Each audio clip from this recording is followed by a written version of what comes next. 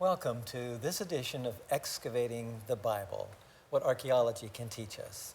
This program is dedicated to exploring the contributions of Middle Eastern archaeology to our understanding of and appreciation for the Bible. I'm Doug Clark, Director of the Center for Near Eastern Archaeology at La Sierra University, along with my co-host, Dr. Larry Garrity, also long time at La Sierra University in several capacities, and Dr. Kent Bramlett, who is an Associate Professor of Archaeology and the History of Antiquity at La Sierra. We have been working our way through the Bible, and we are, it seems to me, in some of the richest material for the comparison of archaeology and biblical text right now. Would you read it that way too? And Yes. we're in First Kings and in the history books. So nearly every story has some kind of connection that we can make. Right. There are a surprising number of people mentioned in the Bible who are also mentioned in Near Eastern sources. So we're on very solid ground historically. Yeah. biblical, that is Israelite and Judahite characters, but Right. also these others. I mean, these kings of Syria, the Yeah. kings of Assyria, show up in biblical as well as extra-biblical Right, texts. right. And so what happens when archaeologists find an inscription? We get excited, first of all, and then we start very carefully reading through it to see how it might provide some additional information to the story. And we are going to look at several inscriptions for this episode. But before we do that, we do have some artifacts to think about. And maybe, Kent, think about what is over on your side of the table there and the kinds of artifacts we're looking at that might connect to this particular section of 1 Kings. Well, the pottery here is from the time of Ahab, Omri, Elijah, and Elisha. It all fits into that historical period. And again, we have the strong Phoenician influence. The Phoenicians pioneered this really fine burnished red pottery, and in Samaria, they imitated it. This bowl is Samaria red slipware. Unfortunately, our sample here has seen better days, but it is an attempt to imitate the Phoenician finish, which was the china, the fine china of the day. And you can see what we mean by slip too, can't you? Because some of it's missing here. Yeah, the slip is a later sort of a slurry or a dip that's fired on, but it can peel off as we see inside that one. I don't know if the camera can catch what we're talking about, but so that's a hallmark of, the 9th century, the 800s, up in Samaria. This cooking pot, it's rare to find a whole cooking pot. This one doesn't even look like it's been used. Maybe it went straight into a tomb as part of the grave, the burial goods. But again, this is typical of the time of Ahab and Omri and Elijah. And putting a cooking pot in a grave as burial goods is to suggest what about beliefs? Well, we speculate. The relatives did sometimes have final meals as a part of a ritual. But again, there are goods left in the grave that are clearly not intended as part of the living's experience. It's for the dead. So there seemed to have been some sort of anticipation among the general population of an afterlife. But we question exactly what that might mean. Right. And Israel didn't follow some of its neighbors in that regard. So, there's, of course, influences are going back and forth, even with pottery, so with beliefs, and with religion. A very transformative discovery was up in Turkey at Zincirli, that recent stela that shows one of these funeral meals, and it talks about the nefesh, or the soul, residing in the standing stone, or in that statue. So that's something that has caused us to rethink our idea of what the popular belief was in the afterlife at this time. we're definitely subjects of our context. And when we see how that works in ancient times, it's very instructive to ask ourselves, how are we tied to our own context? Well, and that's why we do archaeology. That's isn't right, it, to that's think right. about the ancient Yeah, world. We don't yeah. even give a second thought to our context. Right. Well, we don't analyze it very Right, much. right. But if we are to understand the biblical text, we do have to understand their context. Okay, Larry, what else do we have here? Well, we've got a basalt It's a grinding stone. grinding stone, right. And when I see this, I think Jezebel. I don't know why, but she probably used something like that more than cosmetic than palette, most people. right? Cosmetic palette. With the that's right. eyeshadow, and we know. Right. I mean, that's Yeah. she put the shadow on her And then we eyes. grind it down and apply it. Right, yeah. And these are little figurines that would be used sometimes for fertility, sometimes for good luck, I suppose. Sometimes they're thought of as the household gods or special crutches that women would depend on when they were expecting a Talisman baby, there, or a little extra help. Right, So- right, yeah. And these, the two standing ones, from a little bit later than the time period we're talking about, but the one that is lying down is probably, at least probably would have been represented fairly well, or at least represented in this time period. Right. And with, Elijah and the priests of Baal and Asherah, we have to think about the worship of the goddesses at this time. Right. And then a bowl figurine here, animal figurine. A small ostrakhan, some writing on it, a small reused piece of pottery. And then, Kent, I think we have some small points, some weapons points. Archaeologically, it's sometimes difficult to peg the layer you're excavating to an absolute sort of calendar and date in history. And the campaigns of Hazael, which we're talking about today, provide really a solid anchor. The destructions, he destroys Gath of the Philistines. He destroys some cities we'll talk about in northern Israel. And it's those destruction layers that have pottery like this that allow us to strongly suggest that it's those destructions by Hazael in about 830 BC. And we find it, weapon points like these arrow tips. Well, we have lots of things to think about, and we want to turn our attention to some slides because we want not only to look at artifacts and connect them with the story, but we want to look at some inscriptions as well. And we have several stories and components of stories in this section in 1 Kings 16 to 22. What sorts of stories come up? I mean, Omri, The building of the capital. building of Samaria. This is a real watershed, isn't it, in the politics of Israel, and how influential Omri was through his connection with Phoenicians, and of course his son married Jezebel, so built up that relationship. And then, yes, Samaria, he purchased that hill and built a brand new capital city with a wonderful view. All of us have been there, can look out over the countryside, so it made a great capital. Now, Omri doesn't seem to get a lot of verses in the history, but he gets a lot of attention in the wider world. He does. It's politically important. Ahab is important for the religious controversies that were introduced. Right. But Omri is the political heavyweight. That's interesting, isn't it? Because to the Bible author, historian, he didn't really count because of his wickedness. And so they didn't want to say so much about him, even though, as we've just said, in the context of his world, everybody knew about him and referred to him long after he was dead. Even they talked about the house of Omri. It is dynastic. So, right. Much further, much more outside the realm of the biblical history. Right. So that's where archaeology, I think, helps us fill in some blanks that otherwise we does. simply wouldn't know. Yeah. So we read the assessment, he was a wicked king, and that's kind of where we leave it. Right. This adds some more dimensions, I think. to Right. it, so. So if we look at the outline of 1 Kings, we're looking at now number 3, divided monarchy. Actually, we're moving down to 4. There are a couple of slides, since we didn't get to show anything about Shishak. We're going to do that. But then we turn to number 4 here, Ahab and beyond. So turning to Shishak, maybe 2 people we missed on our last broadcast, Shishak and Omri, with any kind of illustrations.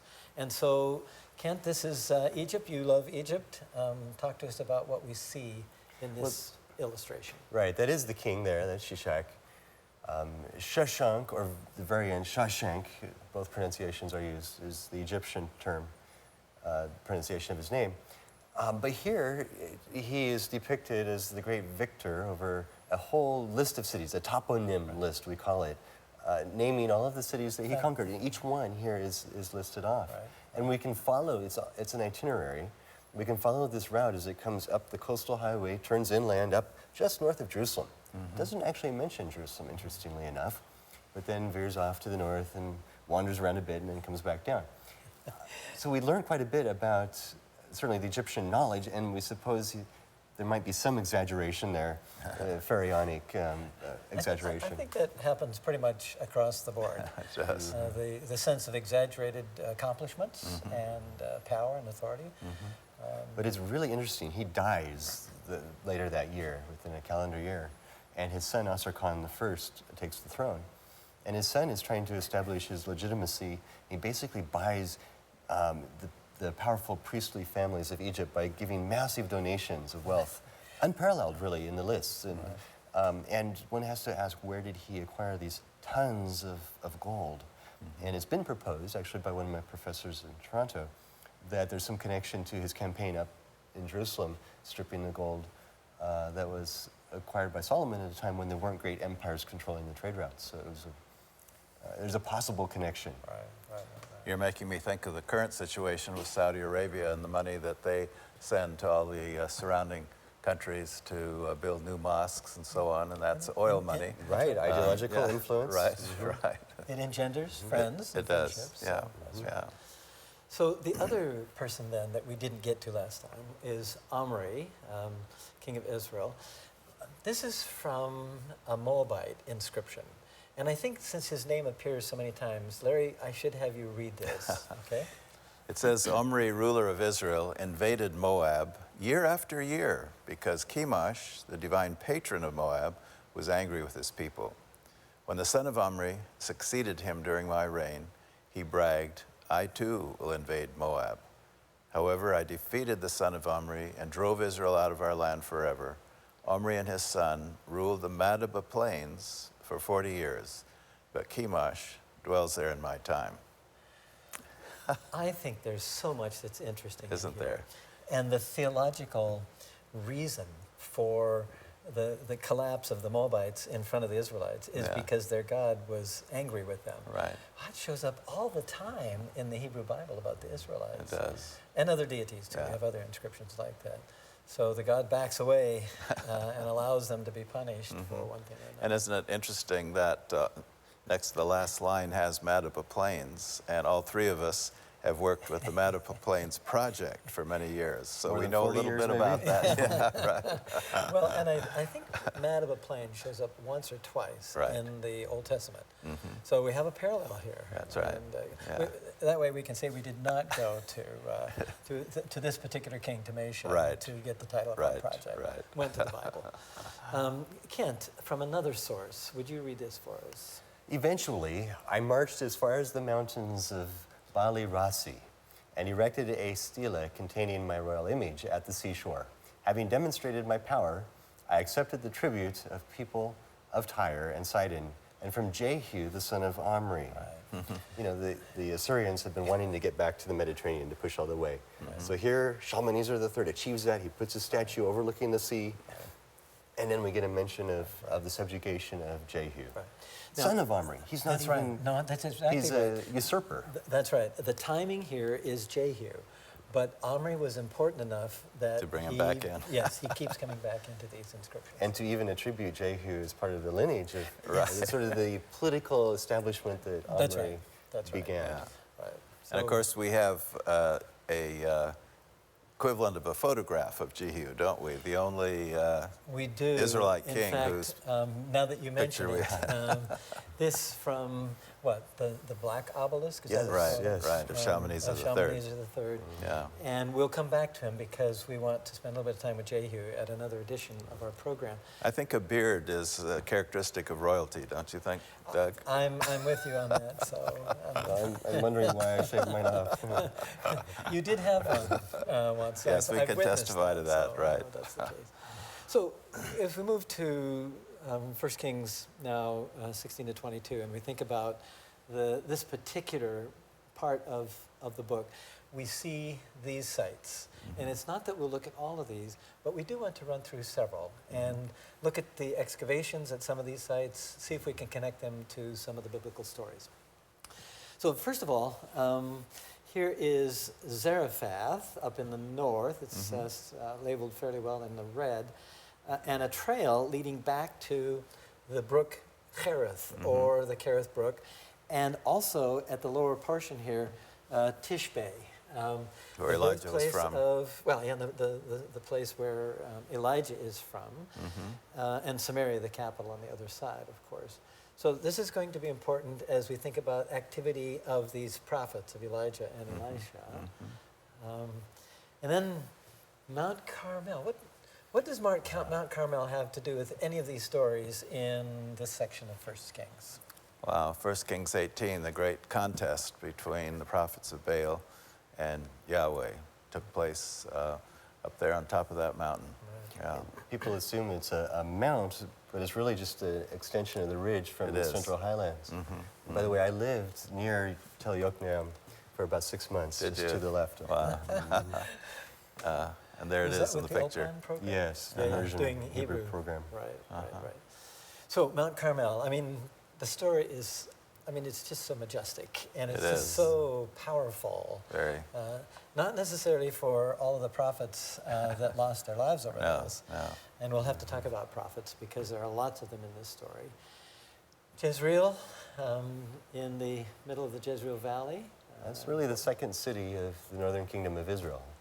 They're second most important, sort of maybe the capital winter for a while, capital. or at least a place where Ahab and Jezebel ended up living. It's interesting that it has a second royal compound that's very similar to the one up in Samaria. Again, it's Phoenician model, and A summer capital and a winter capital they talk they come about, down right? the valley Yeah.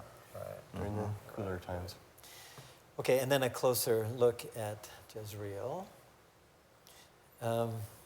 Now, the print is fairly small at the bottom. Abel Meholah, mentioned in the story as the place where Elisha came from. So if one were to look pretty much across the Jordan Valley, we are looking east here, looking pretty much across. At the mountains of Tishbe, Gilead. that's right, and Tishbe is going to be somewhere there.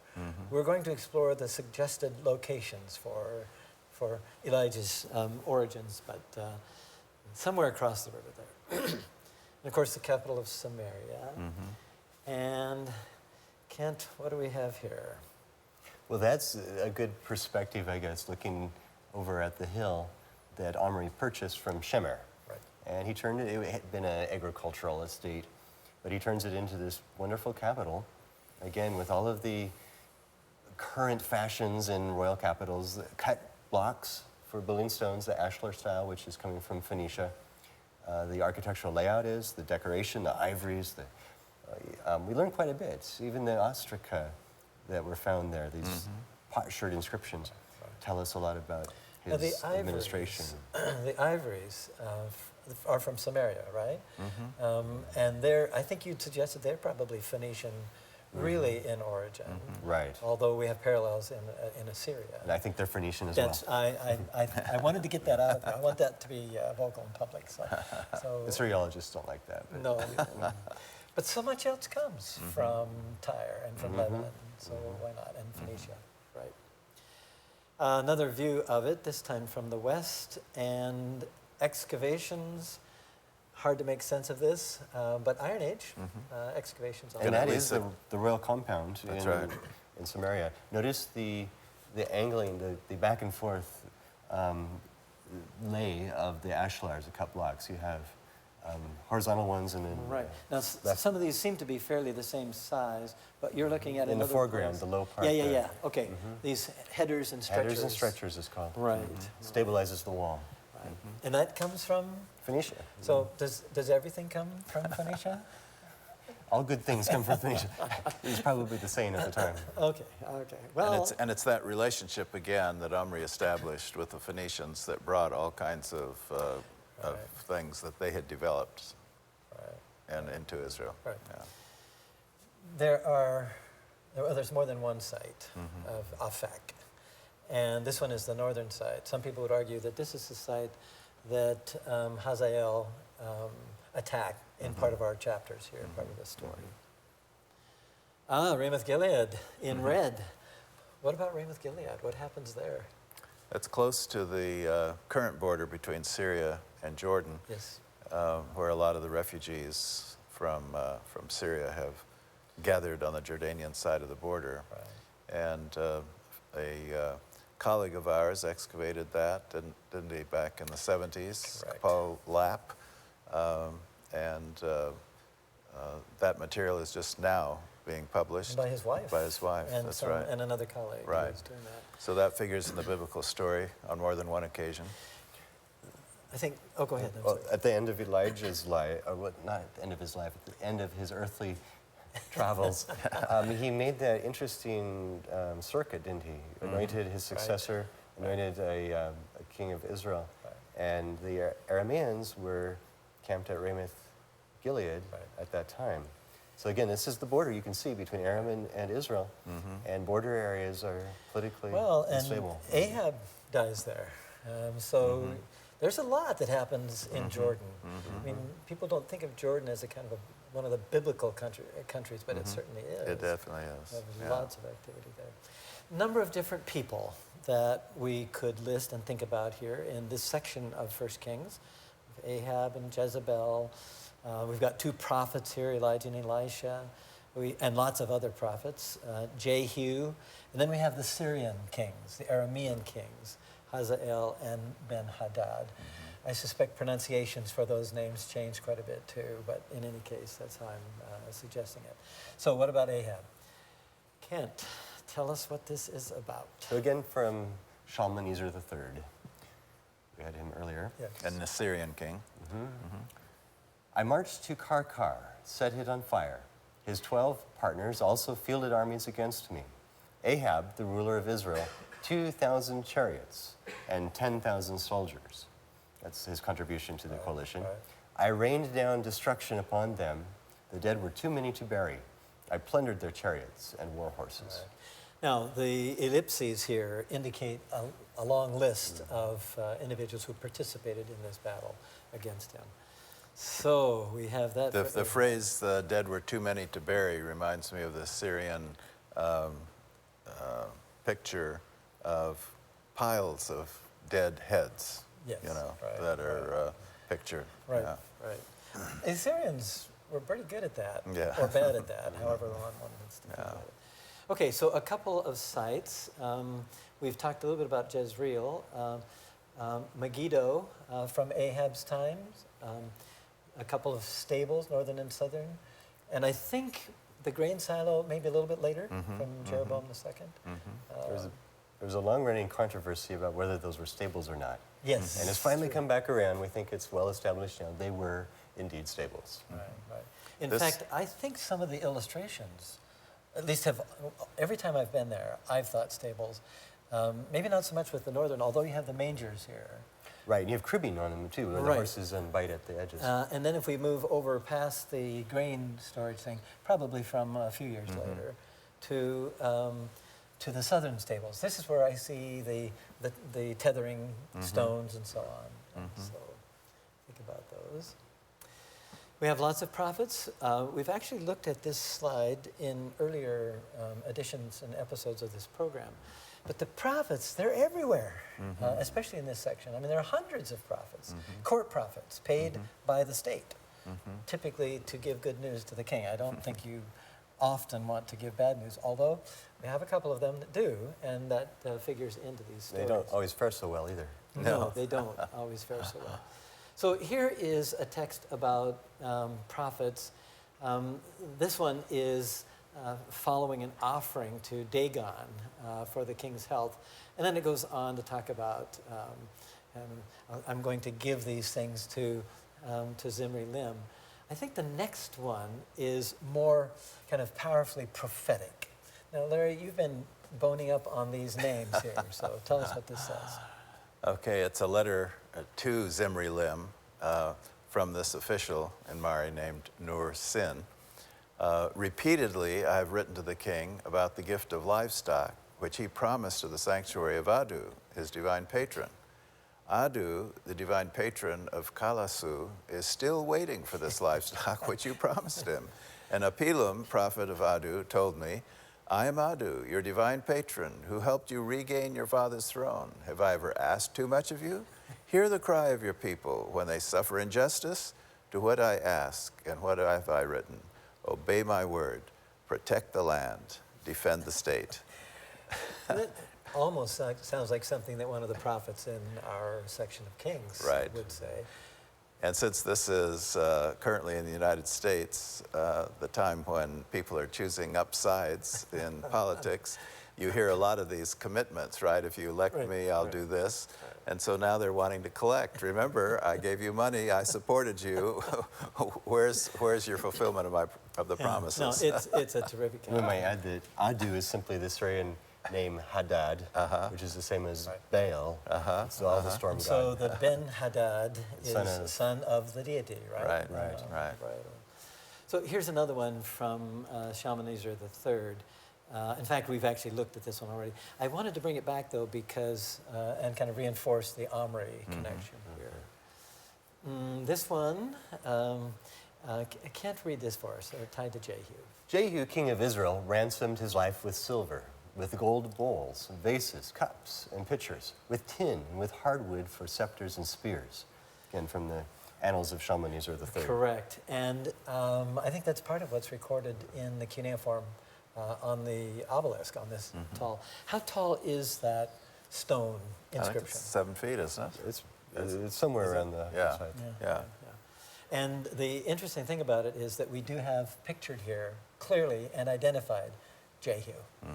The only depiction, as Larry said, of an Israelite king. And unfortunately, it's in giving obeisance to a foreigner. Right. That's basically how these royal figures, the Israelite figures, show up in other texts.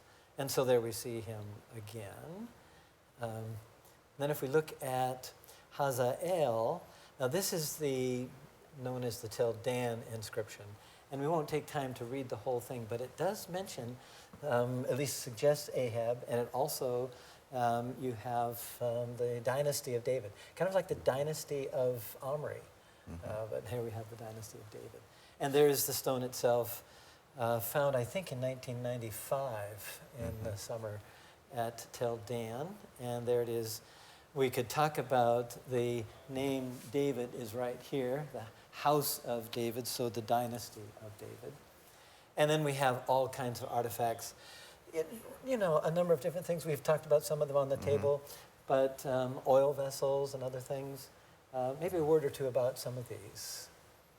Well, these are all producing the export products of the land. Oil, grain, grape juice, wine. And so when the Assyrians request tribute, it's these materials. Right. And then, of course, in the story of the oil and the grain, we have something very domestic, but illustrated in artifacts that we have and that we can now talk about and illustrates the stories. Thank you, Larry. Thank you, Kent. Thank all of you for joining us for this edition of Excavating the Bible. We hope the program has given you something to think about and something to contribute to your faith, and we look forward to next time. Until then, think ancient, keep believing, and keep exploring.